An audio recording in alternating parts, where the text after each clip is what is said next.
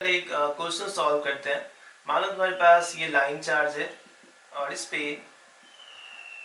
Charge per unit length की value lambda given है, this is of infinite length, and इसके around कोई electron x radius के circular path में rotate कर रहा है। सो ये इलेक्ट्रॉन इस वायर के चारों ओर ऐसे घूम रहा था, है ना। सो ये वायर एंड ये इलेक्ट्रॉन और electron is revolving around this wire. So तुमसे कह रहा है कि find the time period of this electron, है ना। स्टेटमेंट लिखना, find the time period of electron which is revolving around the wire.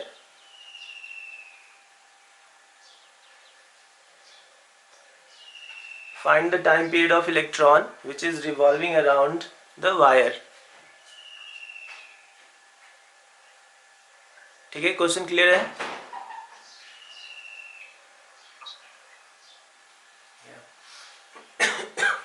चलो हम लोग यहाँ पे सॉल्व कर रहे हैं, ध्यान देना।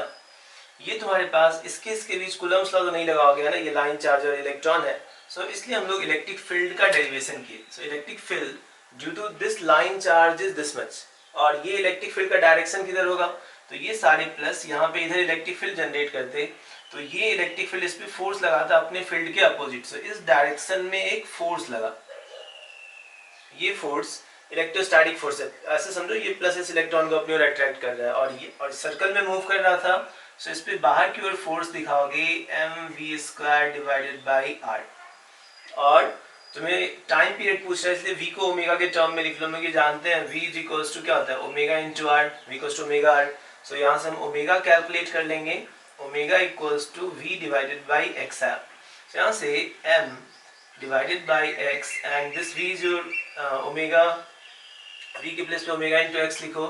सो omega square x square, this x term cancel, so this force is mx into omega square. So इतना आउटसाइड फोर्स लग रहा है और इस साइड इलेक्ट्रोस्टैटिक फोर्स, और ये दोनों इक्वल होना चाहिए। सो हम लोग दोनों फोर्स को इक्वेट करेंगे। So this electrostatic force F is equals to mx omega square,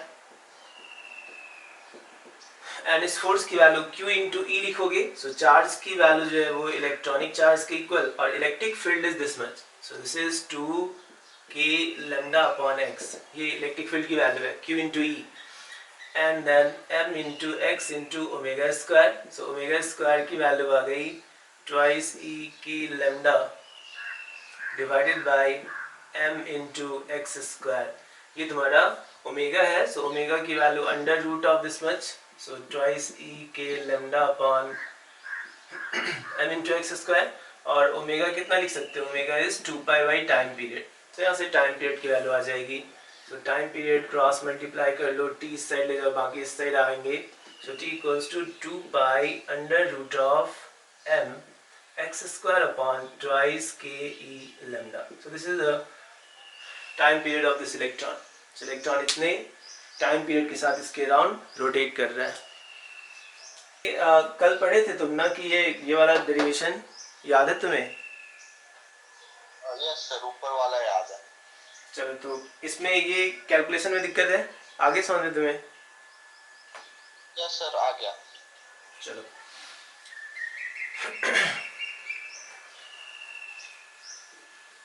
तो नेक्स्ट देखना। अब हम लोग पहले जो दो इम्पॉर्टेंट क्वेश्चन है उस क्वेश्चन के फॉर्म में हम डिराइव कर दे रहे हैं, है ना। लिखो, पहला क्वेश्चन लिखना, state and prove the Gauss theorem, है ना। State and prove Gauss theorem. तो स्टेटमेंट हम नहीं लिखवा रहे, स्टेटमेंट पहले से जानते हो, total electric flux over a close surface is equals to q inside upon epsilon not.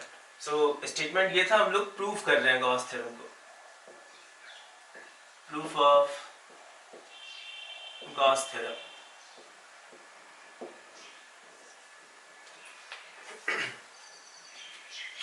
तो ध्यान देना, गॉस थ्योरम को प्रूव करने के लिए तुम्हें करना क्या है, ध्यान दो। हम दोनों पॉइंट जो बता रहे हैं, तुम क्यू चार्ज के कारण इलेक्ट्रिक फील्ड निकालते थे, है ना। और क्यू चार्ज जो हम लोगों को पढ़ना है गॉस थ्योरम का, वो स्पेशल केस में कि पॉइंट चार्ज के केस में Q inside by epsilon not prove करके दिखाओ। तो हम लोग एक क्यू चार्ज लेंगे, पॉइंट चार्ज, और इसके कारण गॉसियन सरफेस बनाओगे, और गॉसियन सरफेस के बाद फ्लक्स निकालेंगे। जब हमें गॉस थ्योरम का एप्लीकेशन पढ़ना था कि गॉस थ्योरम से इलेक्ट्रिक फील्ड कैलकुलेट करो, तो क्या करते थे, गॉसियन सरफेस माने चार्ज के कारण यहाँ पे इलेक्ट्रिक फील्ड फ्लक्स निकाले और फ्लक्स से हम लोग इलेक्ट्रिक फील्ड काउंट करते थे। अब यहाँ पे हमें फ्लक्स को डिराइव करके दिखाना है कि जो फ्लक्स की वैल्यू है वो q inside upon epsilon not आएगी। ये वर्क फार्मूला तुम्हें डिराइव करके दिखाना है, this is your Gauss theorem. तो इसको कैलकुलेट करने के लिए फिर हम लोग गॉसियन सरफेस मानेंगे। अब इस पे हम इस चार्ज के कारण ना इलेक्ट्रिक फील्ड जानते हैं और उसको रख के ये फॉर्मूला दिखाएंगे, ठीक है। तो अब यहाँ पे हम लोग सबसे पहले मानते हैं कि let us consider a point charge at the centre of sphere around which, ये तुम्हारा गॉसियन सरफेस माने, ठीक है। हम लोग पिछले वाली क्लास में ही बोले हैं कि अगर तुम्हें पॉइंट चार्ज का डेरिवेशन आता है तो ये सब कुछ नहीं है। अब ध्यान से देखो,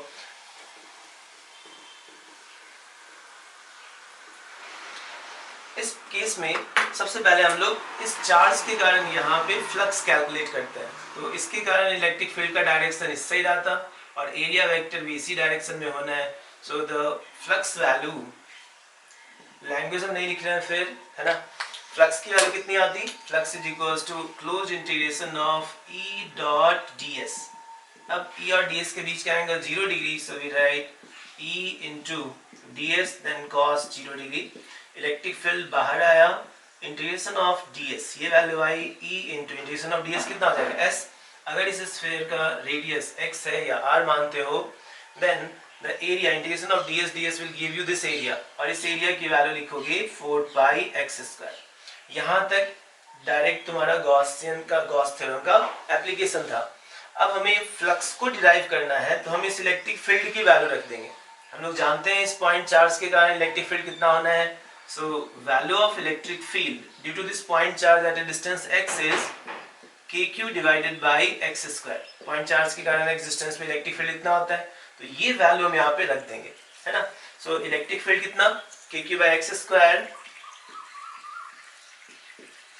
इंटू 4 पाई एक्स स्क्वायर।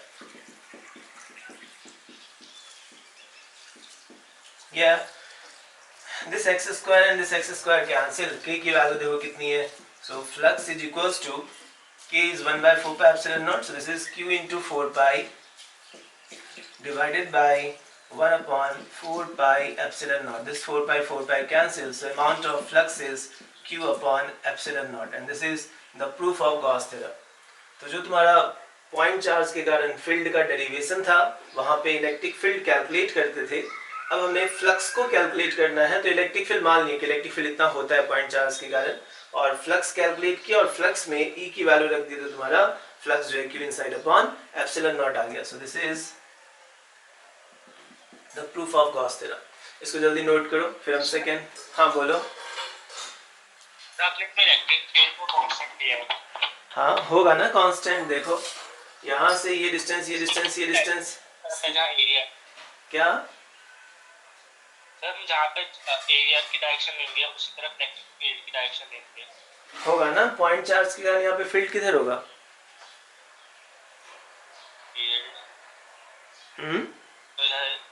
बाहरी होगा ना, राइट साइड में। इस बाहरी यहाँ पे इलेक्ट्रिक फील्ड इधर होगा, तो एंगल कितना है? 0 डिग्री आया ना। सर मतलब अगर हम कोई और पॉइंट लेते तो उसमें भी 0 डिग्री होगा। कहीं पे ले लो ना, यहाँ पे ही ले लो, चलो यहाँ पे लो। इस पॉइंट पे एरिया वेक्टर किधर होगा? इस साइड होगा ना। yes, और इसके कारण इलेक्ट्रिक फील्ड किधर होगा? इस side. So electric field and area vector are always in the same direction. तुम कहीं पे कंसीडर करो, यहाँ पे ही मानोगे। हाँ सर इलेक्ट्रिक फील्ड तो चेंज हो रही है ना हर पॉइंट पे। तो electric field magnitude wise change हो रहा है या डायरेक्शन वाइज? डायरेक्शन। डायरेक्शन। जब तुम ये लिखे ई डॉट डी एस, ये वेक्टर है, ये वेक्टर है, ये सही है। Yes sir. उसके बाद इसको जब यहाँ लिख रहे हो a dot b is a b cos theta, what is this a? ये क्या है? ध्यान देना, मैग्नीट्यूड ऑफ। जब हम a dot b equals to a b cos theta लिखते हैं, a क्या होता है? इसका magnitude.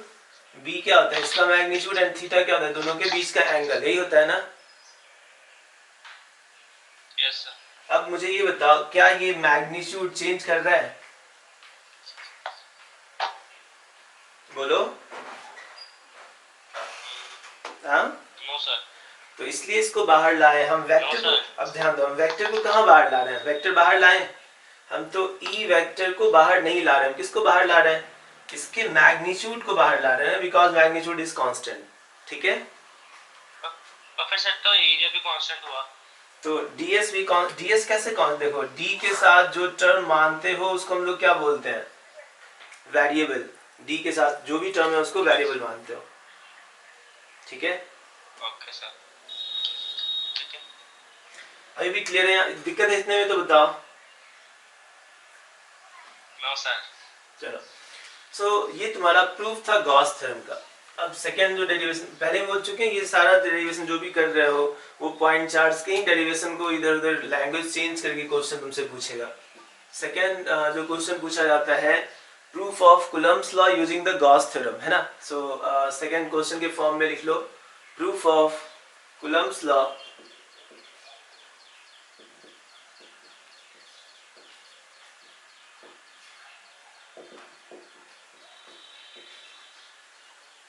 proof of Coulomb's law using Gauss theorem.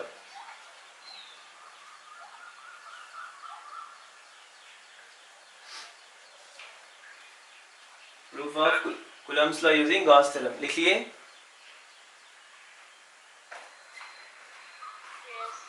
अब ध्यान दो,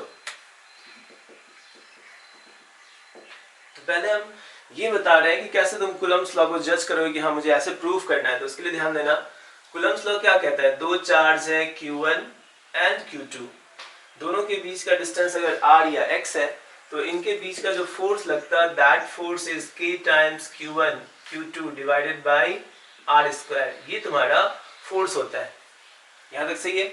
और ये हमें प्रूफ करना है। जबकि गॉस थ्योरम क्या कहता था? गॉस थ्योरम से हम लोग क्या निकालते हैं? इलेक्ट्रिक फील्ड, है ना। गॉस थ्योरम से इलेक्ट्रिक फील्ड काउंट करते हो, और अगर इलेक्ट्रिक फील्ड तुम्हें मालूम है और उससे फोर्स निकालना हो तो क्या करेंगे? Force into the charge into the electric field is the force, F is equals to Q into E। मेरा मेन मोटो यहाँ पे क्या है? इन दोनों में से किसी एक चार्ज के कारण ना इलेक्ट्रिक फील्ड निकालेंगे। ध्यान देना, मान लो Q1 है या Q2 है, इस Q1 से r डिस्टेंस पे क्या कैलकुलेट कर लो? इलेक्ट्रिक फील्ड कितना है, पहले ये काउंट करेंगे।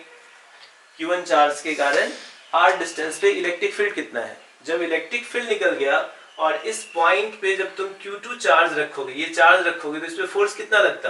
That force will be Q2 into electric field, और ये चीज तुम्हें डेरिवेशन दे देगा। ठीक है, तो यहाँ पे ये चीज हमें प्रूफ करना था, कुलम्स लॉ प्रूफ करना है यूजिंग द गॉस थ्योरम, और गॉस थ्योरम इलेक्ट्रिक फील्ड को कैलकुलेट करता है। तो सबसे पहले हम इन दोनों में से किसी एक चार्ज के कारण इलेक्ट्रिक फील्ड निकालनी है। इलेक्ट्रिक फील्ड का डेरिवेशन जानते हो, Q के कारण x डिस्टेंस पे इलेक्ट्रिक फील्ड कैलकुलेट कर लोगे, और ये इलेक्ट्रिक फील्ड इनटू यहाँ का चार्ज इस पे फोर्स दे देगा, और ये फोर्स इसके इक्वल आ जाएगा। तब हम लोग इसको डिराइव कर रहे हैं, इस स्टेप को फॉलो करते हुए। इस पार्ट को रब कर रहे हैं, ये लिख चुके हो दीपक? Yes sir.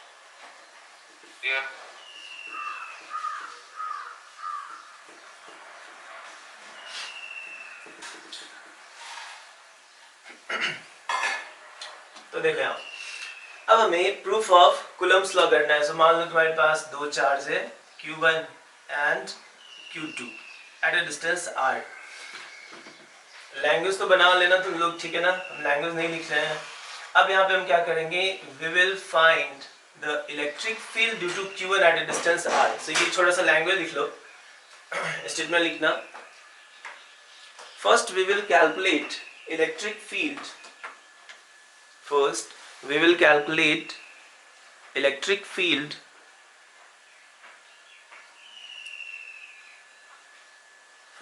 calculate electric field due to point charge Q1 at a distance r,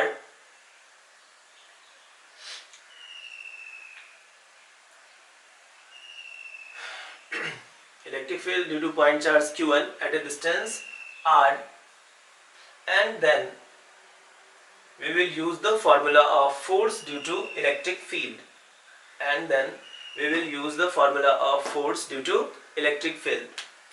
So now from Gauss theorem, now पहले फ्लक्स कैलकुलेट करते हैं। So electric flux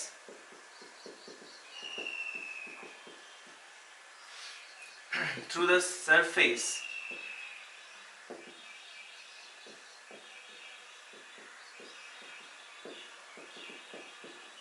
will be this phi. Flux की वैल्यू अब हमें इस surface पे flux निकालना है। देखो ध्यान से, यहाँ पे इलेक्ट्रिक फील्ड कैलकुलेट करना है इस वाले पॉइंट पे Q1 से R डिस्टेंस पे, इसलिए हम लोग गॉसियन सरफेस जो है वो इस पॉइंट से पास करवाए हैं। जो रूल था, इस पॉइंट पे इलेक्ट्रिक फील्ड का डायरेक्शन इधर, इस Q1 के कारण इलेक्ट्रिक फील्ड इस साइड और ds वेक्टर भी इस डायरेक्शन में, और इनके लिए फ्लक्स लगाओगे तो close integration of E dot ds लिखते, and this comes out close integration of E into ds and then cos 0 degree. फिर ये मैग्नीट्यूड है, E is outside क्योंकि ये R डिस्टेंस पे हर जगह सेम वैल्यू होना है, so close integration of ds लिखे, cos 0 की value 1, so E into integration of ds add करोगे तो ये टोटल एरिया आता है and that area is 4 pi r square, so amount of flux is this much। अब इसके बाद गॉस थ्योरम से हम लोग पहले इलेक्ट्रिक फील्ड कैलकुलेट करेंगे। So now from Gauss theorem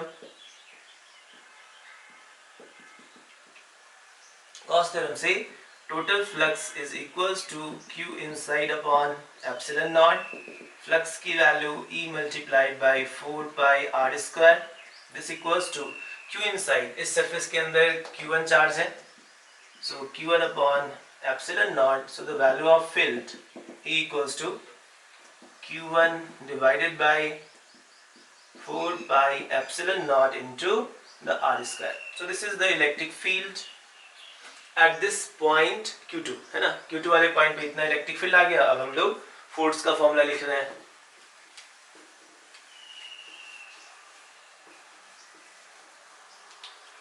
तो ये बोर्ड के डेरिवेशन है ना। सो force on Q2 F is equals to Q2 into electric field Q into E। So Q2 और इलेक्ट्रिक फील्ड की वैल्यू इतनी आई, Q1 upon 4 pi epsilon naught times the r square। So this comes out 1 by 4 pi epsilon naught into Q1 Q2 divided by r square। This is your force between the charges and this is your Coulomb's law। K, this is K, Q1 Q2 r square। Note करो जल्दी। Coulomb's law in vector form वो भी हम explain कर दे रहे हैं। So next heading डालो ये सब questions. Coulomb's law in vector form।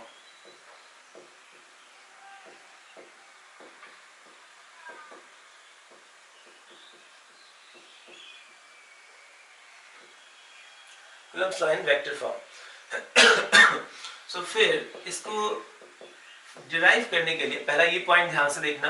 अगर तुम्हारे पास Q चार्ज है और या ऐसे समझो इस पॉइंट पे तुम्हें ये वैल्यू 10 है और तुमसे कहा कि इस वेक्टर को वेक्टर को लिखने के लिए तुम्हारे पास मैग्नीट्यूड और उस डायरेक्शन का यूनिट वेक्टर चाहिए। So magnitude into the A cap, ये तुम्हारा वेक्टर कहलाता। अगर x के लॉन्ग होगा तो this is your i cap, y के लॉन्ग तो j कैप, लेकिन अगर इन जनरल किसी और डायरेक्शन में है तो तुम्हें उस डायरेक्शन का यूनिट वेक्टर पहले फाइंड करना होगा। और यूनिट वेक्टर मालूम है और ये वैल्यू मान लो 50 है, तो इस वेक्टर को हम लोग लिखेंगे this vector a equals to magnitude is 50 और इस डायरेक्शन का यूनिट वेक्टर जो भी होगा उससे मल्टीप्लाई करोगे तो ये वेक्टर आ जाता। Vector into its unit vector, मतलब मैग्नीट्यूड और यूनिट वेक्टर का प्रोडक्ट वेक्टर के इक्वल आना है। और यूनिट वेक्टर कैलकुलेट कैसे करते हो? सो यूनिट वेक्टर का फॉर्मूला था वेक्टर बाय इट्स मैग्नीट्यूड। सो किसी भी वेक्टर को उसके मैग्नीट्यूड से डिवाइड करोगे तो वो यूनिट वेक्टर में कन्वर्ट होता। तो इस दो के हेल्प से हम लोग ये डेरिवेशन करेंगे, है ना। मतलब ये फॉर्मूला को वेक्टर फॉर्म में लिखोगे तो पहला वेक्टर फॉर्म में देखो तुमसे क्या कहेगा, फर्स्ट पॉइंट कि दो चार्जेस गिवन है, सपोज Q1 और ये Q2, दोनों के बीच का डिस्टेंस कितना है r, ठीक है। तो अगर हम बोले कि तुमसे बताओ कि इसके कारण इस पे फोर्स किधर लगना है, इस डायरेक्शन में फोर्स ऑन 2, दूसरे पे फोर्स लग रहा है इस 1 के कारण, सो F21 लिख रहे हैं। सिमिलरली Q2 इस पे किधर फोर्स लगाता है, इस डायरेक्शन में, तो ये फोर्स 1 पे है, सो इसको सिंपल फॉर्म में लिखेंगे force on 1 due to 2। So F12 is force on 1 due to 2, F21 is force on 2 due to 1। अब तुमसे कहे कि इसको अगर मान लो r वेक्टर को हम ऐसे रिप्रेजेंट करते, ये तो डिस्टेंस तुम्हें r गिवन है, अगर हम कहते कि ये r वेक्टर है, magnitude of r is this much, but r vector का डायरेक्शन हम इधर ले रहे हैं। अब पूछे कि बताओ F21 एंड F12 वेक्टर को क्या लिखोगे, तो we write F21 vector is equals to, इस वेक्टर को लिखने के लिए इसका मैग्नीट्यूड F21 इनटू इस डायरेक्शन का यूनिट वेक्टर, और इस डायरेक्शन का यूनिट वेक्टर क्या होगा, सो R वेक्टर कैप लिख दोगे, जो कि R बाई मैग्नीट्यूड के इक्वल आता। R कैप इस डायरेक्शन का unit vector, vector divided by इसका मैग्नीट्यूड R, सो ये R कैप की वैल्यू आती। तो ये फोर्स वेक्टर क्या लिखते हैं, magnitude into the unit vector. अब F12 एंड F21 का मैग्नीट्यूड कितना होगा, तो मैग्नीट्यूड हम यहाँ पे लिख रहे हैं, ये शॉर्ट में पहले बता रहे हैं तुम्हें, F21 वेक्टर का मैग्नीट्यूड एंड F12 वेक्टर का मैग्नीट्यूड दोनों सेम होना है ना। कूलम्स लॉ, इन दोनों के बीच का फोर्स, इस पे भी F इस पे भी F, मैग्नीट्यूड वाइज दोनों सेम है। यहाँ पे डायरेक्शन अलग होने के कारण इसको हम लोग अलग अलग F21 और F12 से रिप्रेजेंट कर रहे हैं। दोनों का मैग्नीट्यूड लिखते K times Q1 Q2 by R square, दोनों के बीच का डिस्टेंस R है, सो ये मैग्नीट्यूड है। तो F21 वेक्टर क्या होता, ये magnitude, so K times Q1 Q2 by R square multiplied by this unit vector R cap. ये प्रोसेस समझ में आ रहा है, इसको यूज करेंगे फाइनल जब हम लोग वेक्टर डिराइव करेंगे। तो पहले हम स्टेप बताएं कि ये वेक्टर्स क्या होते हैं। वेक्टर्स के बाद ये बता रहे हैं कि तुम फोर्स को कैसे लिखोगे, तो मैग्नीट्यूड और उस साइड का unit vector, so K Q1 Q2 by R square, और यूनिट वेक्टर देखो खुद कितने के इक्वल है, unit vector is R vector by R, so we write this as the R vector divided by R, ऐसे लिखते हैं। अब ये R और ये R मल्टीप्लाइड हो जाएगा, ये वेक्टर है, ध्यान देना ये वेक्टर है, नीचे जो आ रहा है ये मैग्नीट्यूड है केवल, तो इसकी वैल्यू आती K times Q1 Q2 and divided by R square into R is your R cube multiplied by R vector, this is F21। so F21 force को वेक्टर फॉर्म में हम ऐसे लिखते हैं, और ये फोर्स कूलम्स लॉ है, so this is your Coulomb's law in vector form. Similarly अगर हमसे F12 निकालने बोलता कि इसको वेक्टर फॉर्म में लिखो, F12 को वेक्टर फॉर्म में लिखो, तो F12 को क्या लिखते, F12 इक्वल्स टू, फिर इस वेक्टर को लिखने के लिए इसका मैग्नीट्यूड चाहिए, so we write F12 into इस डायरेक्शन का यूनिट वेक्टर। अब ये बताओ इस डायरेक्शन के यूनिट वेक्टर को हम लोग R कैप बोले, तो इस डायरेक्शन का यूनिट वेक्टर क्या होगा, माइनस R कैप। जैसे इस डायरेक्शन का यूनिट वेक्टर I कैप, तो इधर वाला यूनिट वेक्टर क्या होगा, माइनस I कैप। Y के लॉन्ग का यूनिट वेक्टर J कैप, इसके अपोजिट डायरेक्शन का unit vector minus J cap, ये लिखते हो। सेम वे में इस डायरेक्शन का यूनिट वेक्टर तुम लिख रहे हो R कैप, ये वैल्यू माने इस डायरेक्शन का यूनिट वेक्टर, तो इस डायरेक्शन का जो यूनिट वेक्टर होगा that will be minus R cap. तो हम लोग लिखेंगे मैग्नीट्यूड और minus R cap is the force vector. Term आ रहा है समझ में, माइक ऑन करके जल्दी बोलो, क्लियर है इतना? Sir R vector unit vector कैसे हुआ, मतलब क्या चीज, R वेक्टर यूनिट वेक्टर कैसे हुआ, कहाँ हम लिखे R वेक्टर यूनिट वेक्टर, ये वाला वेक्टर, ये पार्ट बोल रहे हो, ये बोल रहे हो ना? Yes sir. ये जो R कैप है ये यूनिट वेक्टर है, ठीक है? कैसे है, कैसे आया, ये समझ में आया था? कैसे तो हाँ आइए, पहले ध्यान से सुनो, मैग्नीट्यूड इनटू यूनिट वेक्टर लिखते हैं, यस सर, ये वेक्टर होता है, ये समझ में आ गया? Yes sir. अब कोई वेक्टर इस साइड है जिसको हम R बोले, ध्यान देना ये वेक्टर R है इस डायरेक्शन में, तो इस डायरेक्शन का यूनिट वेक्टर लिखना होगा R कैप, तो क्या लिखोगे बताओ? ये R वेक्टर है, इस डायरेक्शन का यूनिट वेक्टर कैसे लिखेंगे? R वेक्टर अपॉन उसका magnitude, R vector upon magnitude, तो ये यूनिट वेक्टर है जिसका डायरेक्शन इधर होगा, ये समझ में आ रहा है? Yes sir.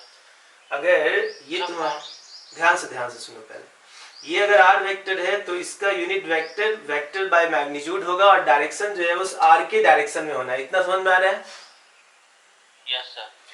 अब फोर्स जो लिखे, इस फोर्स को क्या लिखोगे, F21 फोर्स को क्या लिखोगे, मैग्नीट्यूड और यूनिट वेक्टर का प्रोडक्ट, मैग्नीट्यूड और यूनिट वेक्टर का प्रोडक्ट।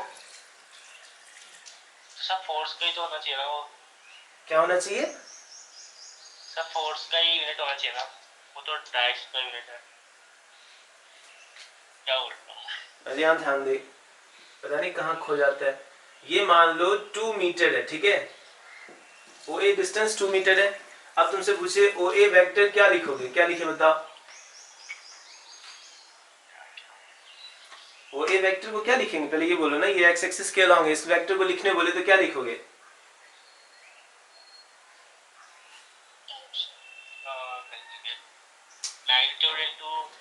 पहले ये समझ में आ रहा, पहले यहाँ ध्यान दे। 2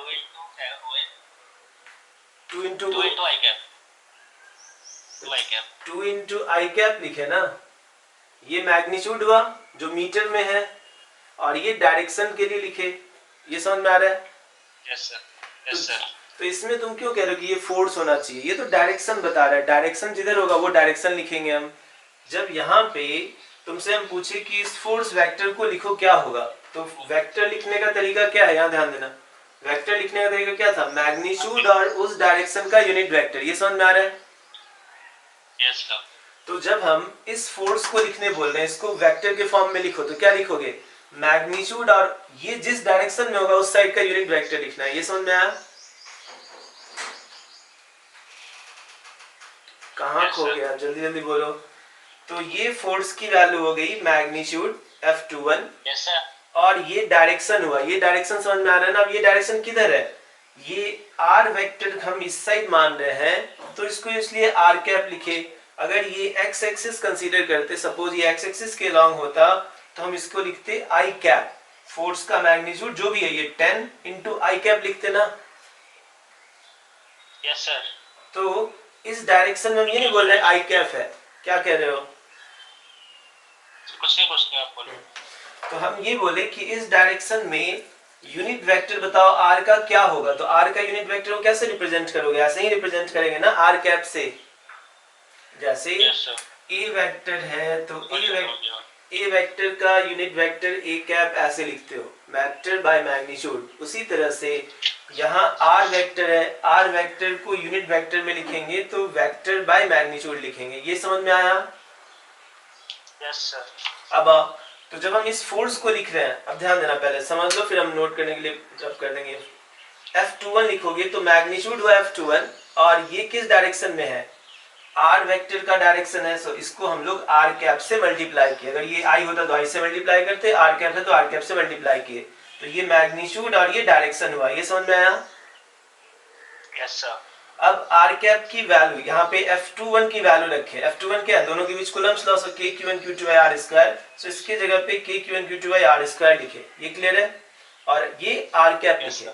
तो अब हम इसकी वैल्यू यहाँ रखें, और जो आर कैप है इस आर कैप की वैल्यू यहाँ पे रख रहे हैं। आर कैप कितने के इक्वल था, आर बाय मैग्नीट्यूड, तो आर वेक्टर बाय मैग्नीट्यूड लिखें, ये समझ में आ रहा है। Yes sir. अब R² into are is R3, ठीक है।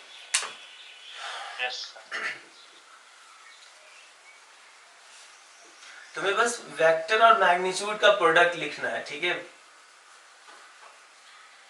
तुम्हें अगर ये लगता है कि सर ये आर कैप के जगह पे ये लिखिए F21 कैप, यही बोल रहे थे ना, जैसे ए वेक्टर को लिखे A इंटू ए कैप, ऐसे लिख रहे थे, तो इसको हम लिखते आर नहीं लिख करके तुम कह रहे हो कि sir F21 into F21 cap लिख दीजिए, यही कह रहे हो ना। Yes sir. तो कोई बात नहीं, F21 की वैल्यू अगर आई होगी तो आई लिखोगे या नहीं लिखोगे। Yes sir. और F21 की वैल्यू अगर y के लॉन्ग होगा तो F21 कैप को j लिखेंगे या नहीं।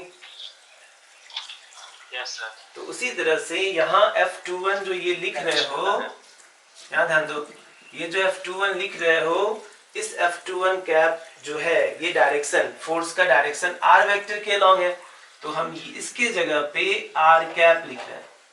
लिख दिया, आगे समझ में। यस सर आ गया, यस सर आ गया। चलो अब F12 लिख रहे हैं, ध्यान दें आप। जब हम लोग F12 लिख रहे हैं तो ध्यान से देखो, F12 का डायरेक्शन किधर है, इस साइड है, ये समझ में आया, इस साइड। अब इस साइड का यूनिट वेक्टर हम लोग बोले थे आर कैप, कह रहे हो इधर जो वेक्टर है उसको आर कैप बोल रहे हैं, तो इस साइड जो वेक्टर होगा वो माइनस आर कैप होगा, जैसे इधर आई कैप तो इधर वाला अपोजिट वाला माइनस आई कैप, तो इसलिए अब हम F21 वेक्टर को लिखेंगे मैग्नीट्यूड और इनटू इस डायरेक्शन का यूनिट वेक्टर। तो इस डायरेक्शन का यूनिट वेक्टर जो है वो माइनस आर कैप वेक्टर होगा। आर वेक्टर लिख दिए, this is minus r cap vector. ठीक है, अब ध्यान देना, तुम्हें अगर ये फिर दिक्कत हो रही है तो sir F12 into F12 cap लिखते, इसकी वैल्यू इतनी है, F12 कैप इस डायरेक्शन में है, सो माइनस आर कैप लिखें। ये समझ में आ रहा है?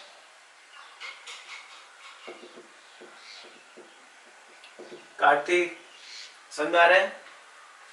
यस सर, आ गया। चलो अब इसकी और इसकी वैल्यू रख रहे हैं, ध्यान से बताओ मुझे F12 का वैल्यू कितना होगा? F12 भी तो यही है ना, कूलम्ब्स लॉ से दोनों फोर्स की वैल्यू सेम होनी है। तो F12 का मैग्नीट्यूड हम यही लिखेंगे KQ1 Q2 बाई ये डिस्टेंस, दोनों के बीच का डिस्टेंस R है, सो R स्क्वायर। F12 का भी मैग्नीट्यूड इतना आ गया, तो इसकी जगह पे ये आ गया। देन ये minus into what is the R cap? R cap की वैल्यू कितनी थी? R cap is vector R divided by magnitude, so हम इसकी जगह पे वैल्यू रख रहे हैं vector R divided by magnitude. अब इसको बाहर ले जाओ, so minus KQ1 Q2 by R cube multiplied by R vector. So ये तुम्हारा F12 वेक्टर फॉर्म में इतना आया। समझ में आया? Yes sir. अब ये समझ में आ गया है तो जो वेक्टर फॉर्म अभी करवाएंगे वो क्लियर हो जाएगा। अगर डाउट है इसमें तो पूछ लो, हम कुछ किए नहीं है। पहले यूनिट वेक्टर डिफाइन करना जैसे पढ़े हो पहले, उसके अकॉर्डिंग यूनिट वेक्टर डिफाइन किए। वेक्टर के अपोजिट वाला वेक्टर माइनस से रिप्रेजेंट करते हो, इसलिए उसको माइनस आर कैप से रिप्रेजेंट किए। तो ये आर वेक्टर मान रहे हैं तो इधर वाला वेक्टर माइनस आर वेक्टर होगा। अब इसका मैग्नीट्यूड और यूनिट वेक्टर का प्रोडक्ट फोर्स होता है, उसी तरह से इसका मैग्नीट्यूड और इस डायरेक्शन का यूनिट वेक्टर फोर्स होता है। तो इतना नोट करो। अब हम वेक्टर फॉर्म में रिप्रेजेंट करना सिखाते हैं कि कैसे लिखेंगे, इतना पहले नोट करो सही से। इतना जरूरी नहीं है कि चार्ज ऐसे ही स्ट्रेट लाइन में इस तरह से रखा हो Q1 Q2 x के अलॉन्ग ही। सो अब हम लोग, और यही चीज तुम्हें लिखना है जब तुमसे स्कूल के एग्जाम में ये पूछे कि एक्सप्लेन और right the Coulomb's law in vector form, तो अब जो लिखवा रहे हैं ये वाला पार्ट नोट करोगे। सो ये चीज याद रखना, हम पीछे समझाने के लिए उतना ज्यादा एक्सप्लेनेशन दिए। यहाँ पे अब जो पूछ रहे हैं, मान लो Q चार्ज Q1 यहाँ पे एंड सपोज दूसरा चार्ज यहाँ पे Q2 है, ठीक है। और इन दोनों चार्ज का पोजीशन, अब जनरली हम लोग पोजीशन कहाँ से निकालते हैं? ओरिजिन से। सो ये तुम्हारा ओरिजिन हुआ, ये x एक्सिस, ये y एक्सिस, और ओरिजिन से इस चार्ज का जो पोजीशन वेक्टर है इसको हम लोग R1 वेक्टर कह रहे हैं। सिमिलरली इस चार्ज का जो इस ओरिजिन से पोजीशन है, पोजीशन जनरली ओरिजिन से डिफाइन करोगे तो इसका जो पोजीशन वेक्टर है इसको हम लोग R2 वेक्टर से रिप्रेजेंट कर रहे हैं। अब ध्यान दो, अगर ये R1 वेक्टर, ये R2 वेक्टर, तो what will be this vector? ये वेक्टर बताओ क्या होगा? इधर से इधर वाला vector, this will become R2 minus R1 vector. देखो R2 माइनस R1 वेक्टर ये हो जाएगा, इधर वाला वेक्टर R2 माइनस R1 होना है। ये समझ में आ रहा है? नहीं आ रहा तो यहाँ ध्यान देना। ट्रायंगल लॉ से देखो, ये एक वेक्टर, ये एक वेक्टर, ये इसका पोजीशन वेक्टर, ये इसका पोजीशन वेक्टर, दोनों के पोजीशन वेक्टर हो गए। और ये वेक्टर हमें निकालना है कि ये वेक्टर क्या होगा। तो ट्रायंगल लॉ क्या कहता है? इस वेक्टर के हेड पे इस वेक्टर के टेल को मिलाए, तो इसके टेल से इसके हेड को मिलाते हैं और ये रिजल्टेंट बनता। तो फिर ये सब नोट के अंदर बता रहे हैं, ये सब एक्सप्लेन करने की जरूरत नहीं है, समझाने के लिए बोल रहे हैं। तो फ्रॉम ट्रायंगल लॉ क्या आता? R2 वेक्टर जो है वो रिजल्टेंट होता R1 वेक्टर का, और प्लस ये वेक्टर, इस वेक्टर को मान लो अभी D बोल रहे हैं जो हमें कैलकुलेट करना था। ट्रायंगल लॉ, इसके हेड से इसका टेल मिला तो इसके टेल से इसके हेड को मिला, ये रिजल्टेंट बना। सो R2 is R1 plus this vector which is D। So D vector की वैल्यू कितनी आ गई? R2 vector minus R1 vector, है ना। तो इसलिए ये वाला जो वेक्टर जिसको D बोल रहे थे वो R2 माइनस R1 आया। सिमिलरली ये नोट के अंदर ही पहला पॉइंट। दूसरा देखो, अगर इस पॉइंट और इस पॉइंट के कोऑर्डिनेट्स ये तुम्हारे R1 वेक्टर हैं और ये R2 वेक्टर है, अगर हम एरो ऐसे ड्रॉ कर रहे हैं तो फाइनल वेक्टर ये बना, इनिशियल वेक्टर ये बना। सो this is R2 minus R1, ये वेक्टर जो है वो R2 माइनस R1 वेक्टर आया। इसी वे में अगर मान लो तुम इस वेक्टर की जरूरत होती, ये R1 वेक्टर है, ये R2 वेक्टर, हम कहते हैं ये वेक्टर बताओ क्या होगा। तो जैसे यहाँ ट्रायंगल लॉ निकाले, यहाँ पे भी ट्रायंगल लॉ से देख सकते हो, लेकिन हम डायरेक्ट लिखेंगे। जब हमें ये वेक्टर लिखना होगा ऐसे एरो ड्रॉ कर रहे हो तो इसका मतलब ये फाइनल और ये इनिशियल है, तो ये वेक्टर माइनस ये वेक्टर लिखेंगे। So this will become r1 vector minus r2 vector. ये वर्डिंग आ रहा है समझ में? दिक्कत है? Yes sir. किसी को डाउट है तो बोलो। दीपक?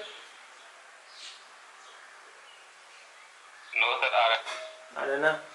तो इस पार्ट का हम यूज करेंगे, ध्यान देना। तो ये वाला एरो ड्रॉ कर रहे हो इस साइड, तो ये r2 माइनस r1 बना, ये वेक्टर r2 माइनस r1। और अगर हम इस साइड एरो ड्रॉ करेंगे तो ये जो वेक्टर है वो r1 माइनस r2 बना। कैसे बना तो हम यहाँ पे एक्सप्लेन कर चुके हैं, ट्रायंगल लगा के देख सकते हो। अब आओ, बस इतने से मतलब है, अब तुम्हें इसके डेरिवेशन में दिक्कत नहीं आएगी। अब पहले इन दोनों के बीच का जो फोर्स है, ये Q1 ये Q2 चार्ज दोनों के बीच कूलम्ब्स लॉ क्या कहता है? फोर्स इस दोनों चार्ज को मिलाने वाले लाइन के अलॉन्ग लगना है। तो ये चार्ज इस पे इधर फोर्स लगाया और ये चार्ज इस पे इधर फोर्स लगाया, इस लाइन के अलॉन्ग। और इस फोर्स की वैल्यू क्या लिखेंगे? F21 force on 2 due to 1। इस फोर्स को क्या लिखोगे? This is force on 1 due to 2, है ना? 1 पे फोर्स इसके कारण है, so force on 1 due to 2, this is force on 2 due to 1। फिर वही चीज इन दोनों फोर्स का पहले मैग्नीट्यूड लिख लो। सो फोर्स का मैग्नीट्यूड क्या आना है? F21 वेक्टर का जो मैग्नीट्यूड होगा F12 वेक्टर का भी मैग्नीट्यूड सेम होना है, दोनों वेक्टर के मैग्नीट्यूड इक्वल होंगे। और फोर्स का फॉर्मूला K Q1 Q2 है distance whole square. So we write K Q1 into Q2 by ये डिस्टेंस का होल स्क्वायर। अब ये डिस्टेंस तो तुम्हें नहीं गिवन है ना, ध्यान देना। ये डिस्टेंस अगर x होता तो यहाँ x स्क्वायर लिखते, r होता तो r स्क्वायर लिखते। ये वेक्टर को क्या रिप्रेजेंट कर रहे हो? इस वेक्टर को हम क्या बोल रहे हैं? r2 minus r1। तो इस वेक्टर का मैग्नीट्यूड कैसे लिखोगे? तो r2 vector minus r1 vector के मैग्नीट्यूड का whole square, K Q1 Q2 by distance whole square. जैसे ये a वेक्टर है, इसका मैग्नीट्यूड हम लोग ऐसे रिप्रेजेंट करते हैं दोनों साइड मॉडुलस लगा के, और इसकी वैल्यू को a लिखा करते थे। अगर ये डिस्टेंस a है तो a को ऐसे लिखोगे, जिसको हम लोग मॉडुलस ऑफ ऐसे लिखते हैं। तो ये वेक्टर है तो इसका मैग्नीट्यूड हम लोग ऐसे रिप्रेजेंट करते हैं। तो उसी तरह से ये वाला वेक्टर जो तुम निकाले वो r2 माइनस r1 है, तो इसके मैग्नीट्यूड को कैसे बताओगे? तो इसका मॉड जो है वो ये डिस्टेंस देगा। मैग्नीट्यूड का मतलब एरो का लेंथ, और एरो के लेंथ को हम लोग ऐसे सिंबल से रिप्रेजेंट करते हैं, जैसे a वेक्टर इसका मैग्नीट्यूड a, दोनों साइड मॉड। उसी तरह से ये वेक्टर है, इसके मैग्नीट्यूड को दिखाने के लिए इसका मॉड लिखा है और इस डिस्टेंस का होल स्क्वायर होना है। So r square is the force value. इसमें दिक्कत है? No sir. जल्दबाजी नहीं, अगर दिक्कत है तो बोल देना, ठीक है? और ध्यान दो, r1 माइनस r2 वेक्टर का magnitude and r2 minus r1 vector का मैग्नीट्यूड दोनों सेम है। इसमें दिक्कत है? यहां से यहां एरो ड्रॉ करो या इधर से इधर एरो ड्रॉ करो, क्या लेंथ बदलेगा? लेंथ तो नहीं बदलने वाला ना। ये लेंथ जितना होगा ये लेंथ भी उतना ही होना है, इसलिए इसका मैग्नीट्यूड यानी ये लेंथ और ये लेंथ इक्वल है। लेंथ को दिखाने के लिए इसको मॉड से रिप्रेजेंट करोगे मैग्नीट्यूड, और इसके लेंथ को दिखाने के लिए इसके मॉड से रिप्रेजेंट करेंगे, इसलिए ये लेंथ इक्वल है। So mod of this one is equals to mod of this one. So r12 का मॉड एंड r21 का मॉड जो है दोनों इक्वल है। और इसको अभी हम लोग r लिख रहे हैं डिस्टेंस के फॉर्म में, बाद में इस वैल्यू को हम r12 माइनस r21 भी लिख सकते हैं। चलो ये वाला तुम्हारा फोर्स का मैग्नीट्यूड आ गया।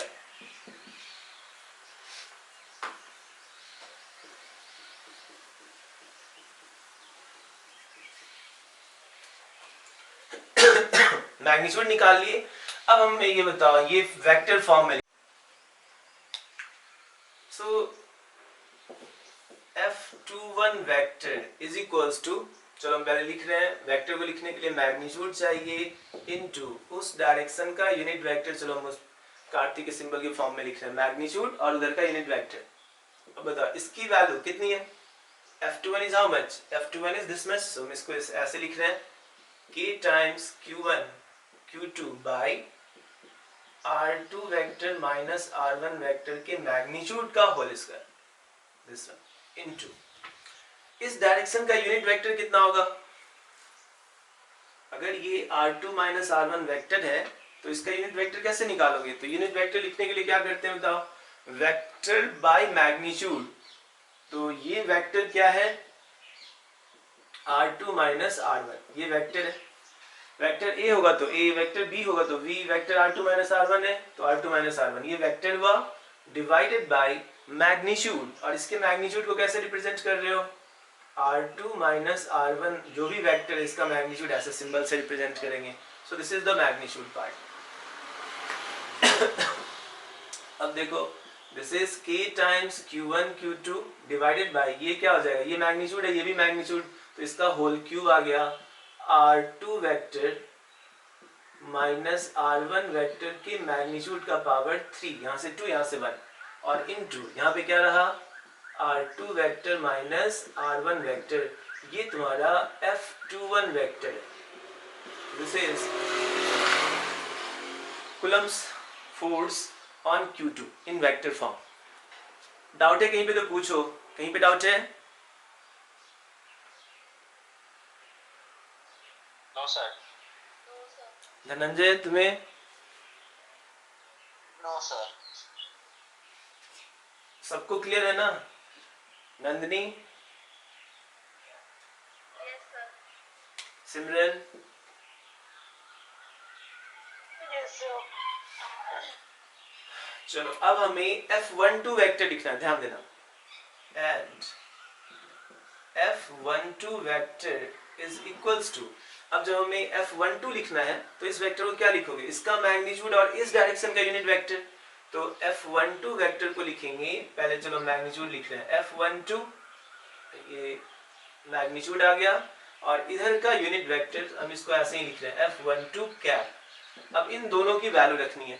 F12 कितना होगा? तो F12 का भी मैग्नीट्यूड तो इतना ही होना है ना, दोनों का मैग्नीट्यूड सेम होना है, तो मैग्नीट्यूड पहले लिख दे रहे हैं। This is K Q1 Q2 divided by R2 vector minus R1 vector के मैग्नीट्यूड का whole square, this one, and into इस डायरेक्शन का यूनिट वेक्टर कितना होगा?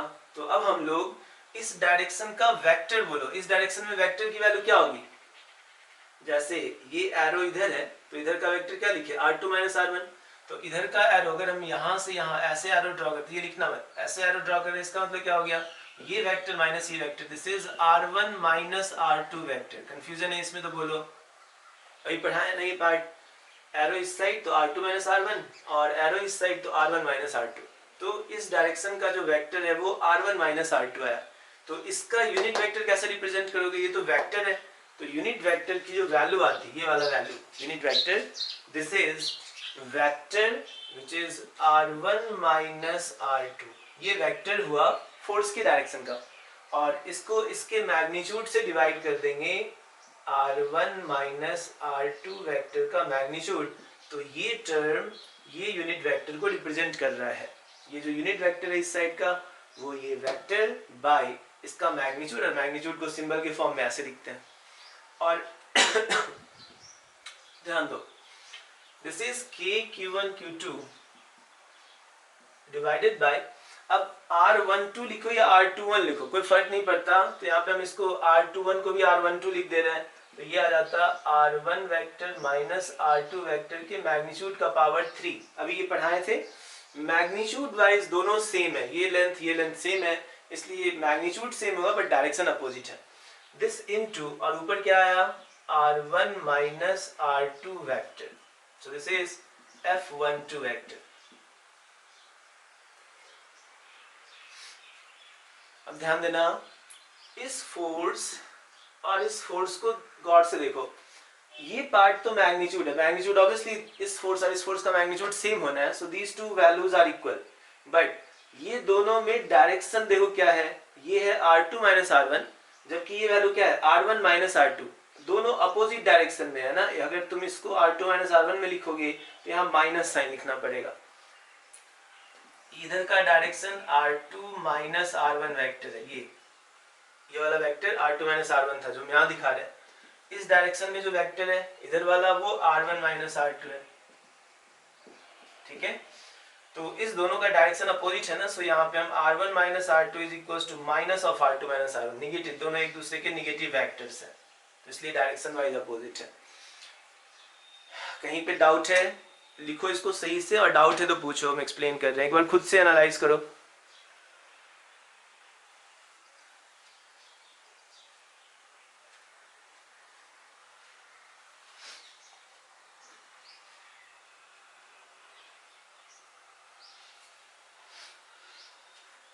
कार्तिक, दीपक, तुम लोगों को आ गया, क्लियर है? Yes sir.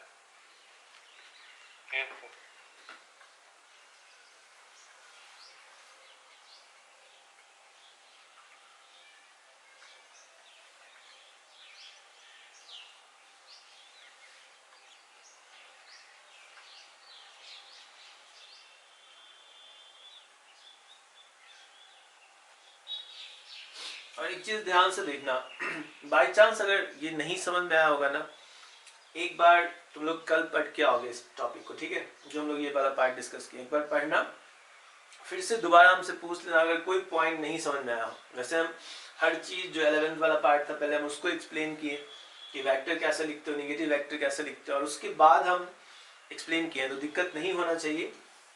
फिर भी अगर प्रॉब्लम है तो रिवाइज करके पूछना, क्योंकि यही चीज तुमसे नहीं पूछेगा केवल कि Coulomb's law in vector form, कभी कभी बोल देगा इलेक्ट्रिक फील्ड की वैल्यू बताओ, जैसे सुपरपोजिशन प्रिंसिपल होता है, 2-3 चार्जेस हैं और इसके कारण इस चार्ज पे जो फोर्स लगेगा या फील्ड लगेगा उसको वेक्टर में लिखो।